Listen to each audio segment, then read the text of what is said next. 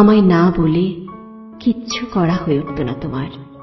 সকালে উঠে শুভ সকাল দিয়ে দিনের শুরু হতো, শেষ হতো চুমোতে।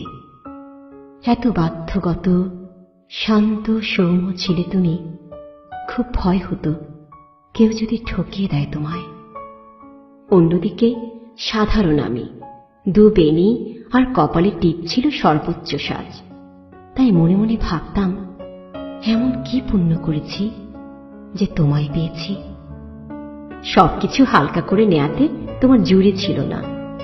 হঠাৎ পকেট ফাঁকা জেনেও রিক্সা ধরিয়ে বেড়াতে যাওয়া থেকে শুরু করে আমার বাবার রক্তরাঙা চোখের সামনে পড়ে একটু না ঘাবড়িয়ে নোট নিতে আসার অভিনয় আমাকে মোহমুগ্ধ করত। মুগ্ধ হতাম তোমার কণ্ঠে, তোমার ঠোঁট টেপা হাসিতে, নির্থিল কোনো ব্যর্থ চেষ্টার পর নত চোরা চাহনিতে। এমনকি তোমার হাই দেয়াটা পর্যন্ত ছিল আশ্চর্য সুন্দর। আমার সবকিছুতেই ছিল তোমার পূর্ণ মনোযোগ। সকালে কি খেলাম, রাতে ঘুম হয়েছিল কিনা, মুখের ব্রণটা টাটায় কিনা, আরো কত কি তুমি বলতে। আর বাড়ি এসে আমি ভাবতাম, কি পুণ্যে তোমায় পেলাম। অথচ আজ কতটা দিন, মাস, বছর পেরোল, আমায় খুঁজলে না তুমি।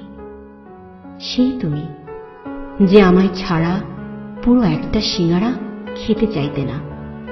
কখনো যদি কলেজে না আসা হতো, অস্থির হয়ে পায়চারি করতে বাড়ির সামনের রাস্তায়, অপেক্ষা করতে কখন বারান্দায় এসে দাঁড়াই। সেই তুমি যে আমার জ্বর হয়েছিল বলে সারাদিন না খেয়ে কাটিয়েছিলে।